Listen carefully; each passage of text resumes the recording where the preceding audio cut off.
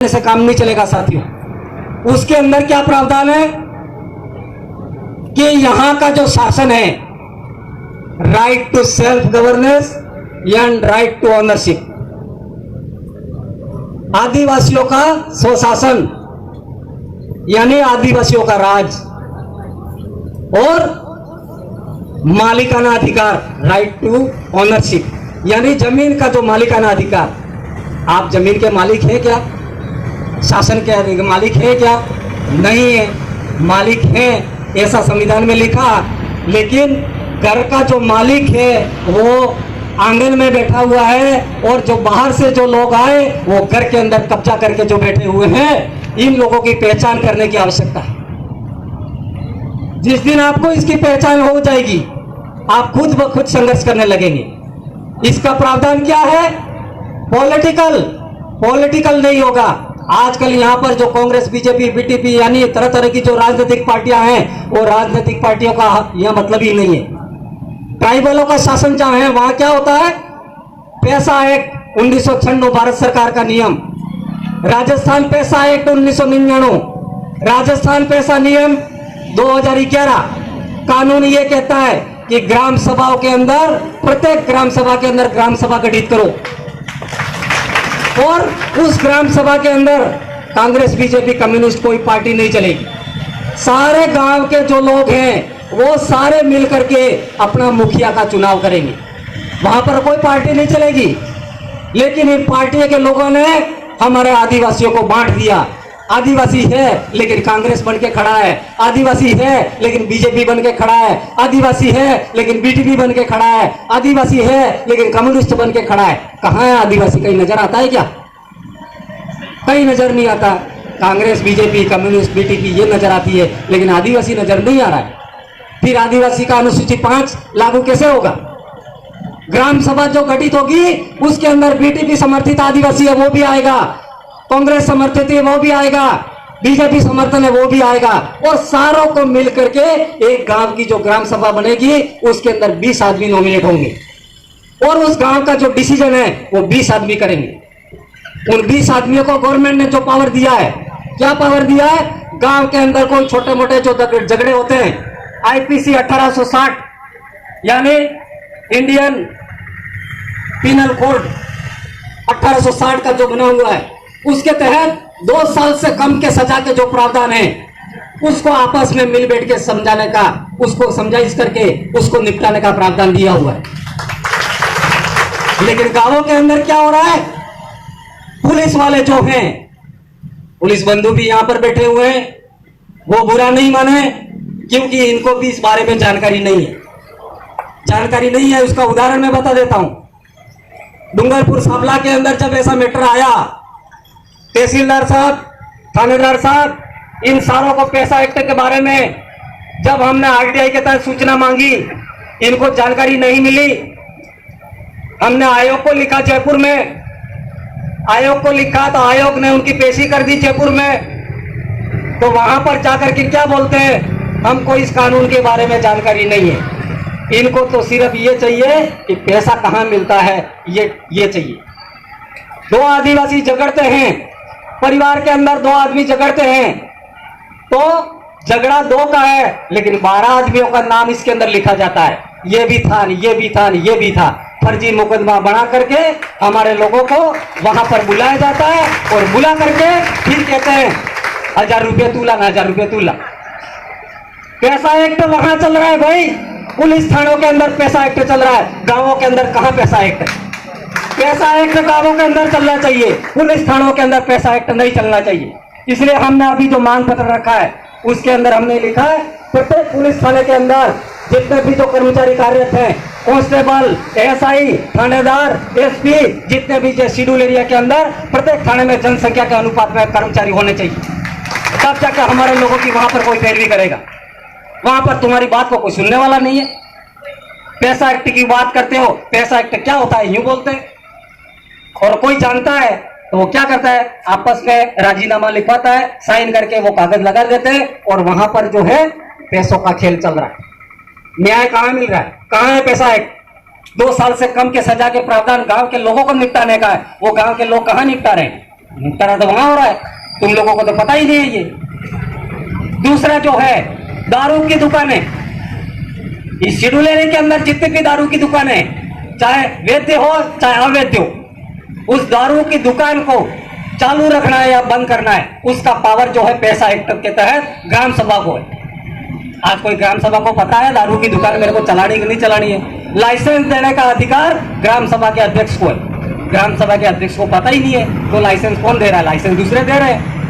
हमारे लोग चिल्ला रहे हैं, हमारी महिलाएं चिल्ला रही है, दारू बंद करो, दारू बंद करो, लकड़ियां ले लेके रोडों पर घूम रही है। यह मासवाड़ा में बहुत आंदोलन चला दारू बंद करने का। हमने बोला भाई तुम्हारा कानून है, ग्राम सभा गठित कर दो। ग्राम सभा गठित करके जो भी यहाँ पर आबकारी विभाग है, कलेक्टर है, इनको नोटिस दे दो, इस गांव के अंदर दारू की दुकान नहीं चलेगी। गांव के लोग चाहेंगे तो चलेगी, नहीं चाहेंगे तो नहीं चलेगी। लाइसेंस गांव के लोग देंगे, आबकारी विभाग ये लाइसेंस नहीं देगा, वो तो सिर्फ एक कर्मचारी है। गांव के लोग कहेंगे तो आबकारी अधिकारी कानून लागू करेगा, और गांव के लोग मना करेंगे तो आबकारी अधिकारी स्वेच्छा से नहीं लागू कर सकता। पैसा एक्ट के तहत यह प्रावधान दिया है। वन विभाग का जो मामला है आपका, वन विभाग के अंदर आपके घर के आसपास में जो भी किस गांव में वन विभाग पड़ता है, लकड़ी है, चारा है, उसको काटने का अधिकार, उसको किसको लाइसेंस देना है, किसको नहीं देना है, वो ग्राम सभा को अधिकार है। लेकिन वन विभाग कब्जा बना के बैठा हुआ है। एक आदमी जो कई लकड़ियां गांवों के अंदर हमारे फॉरेस्ट के जो कर्मचारी है उनसे साठगार करके काट करके ले जाता है। शहरों के अंदर जितनी लकड़ियां कहां से आती है? शहरों के अंदर लकड़ियां पैदा होती है क्या? गांवों के अंदर होती है। तो गांव के अंदर जो लोग लकड़ियां लाते हैं वो जंगलों से लाते हैं।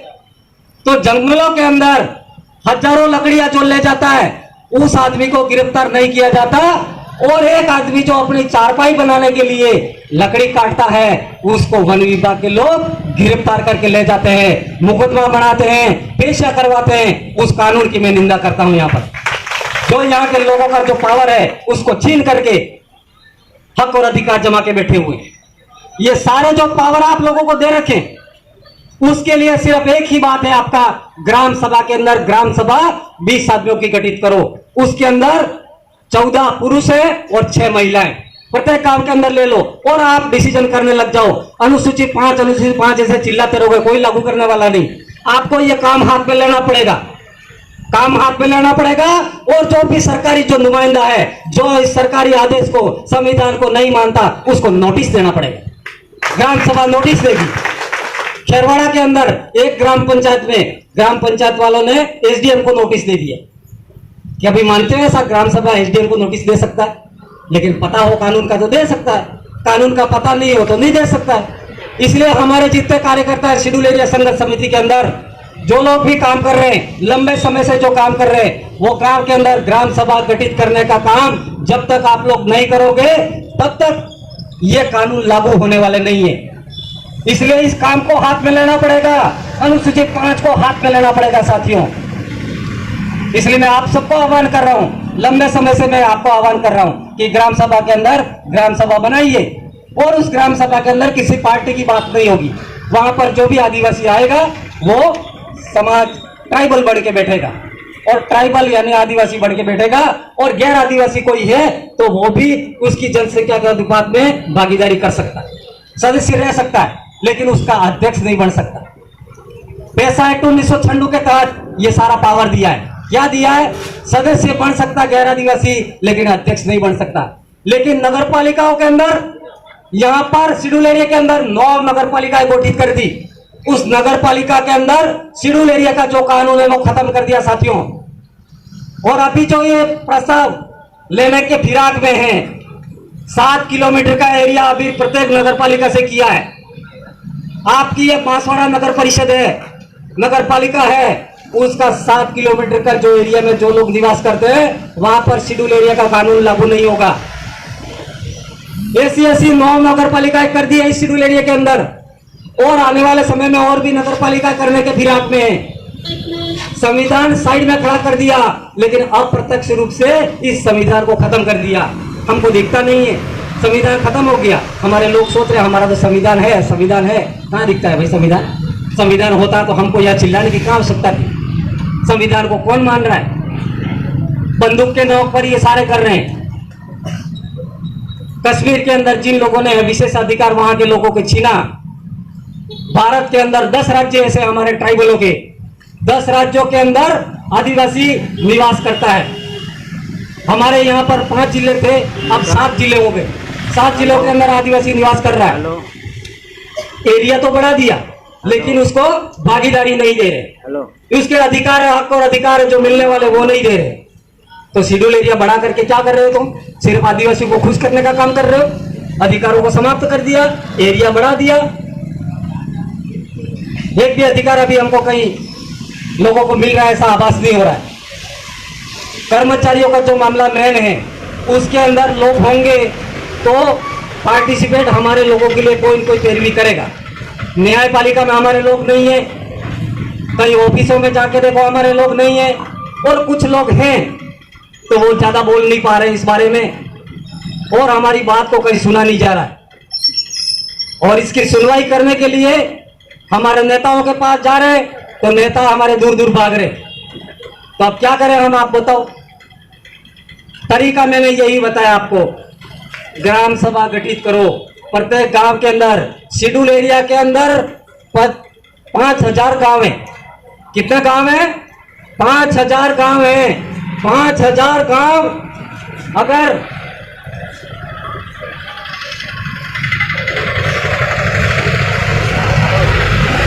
5000 ग्राम सभा गठित होगी हमारी। 5000 ग्राम सभा अगर पूरी की पूरी गठित नहीं हुई, 50% भी हो गई हमारी ग्राम सभाएं, हमारे एमएलए हमारे मंत्री नहीं लिखेंगे तो हमारे जो ग्राम सभा के जो अध्यक्ष हैं उनसे साइन करवाएंगे हम, और साइन करवा के हम राज्यपाल राष्ट्रपति को भेजेंगे। ये काम हम करने वाले हैं साथियों। ये नेता दूर दूर भागेंगे, इनको भागने दो। ग्राम सभा गठित कर दो, और ग्राम सभा गठित करके जो भी अध्यक्ष हैं वो उस कानून पर सिग्नेचर करो, और वो सिग्नेचर करोगे तो वो नेता दौड़ते दौड़ते तुम्हारे पास आएंगे। कहां जाने वाले हैं?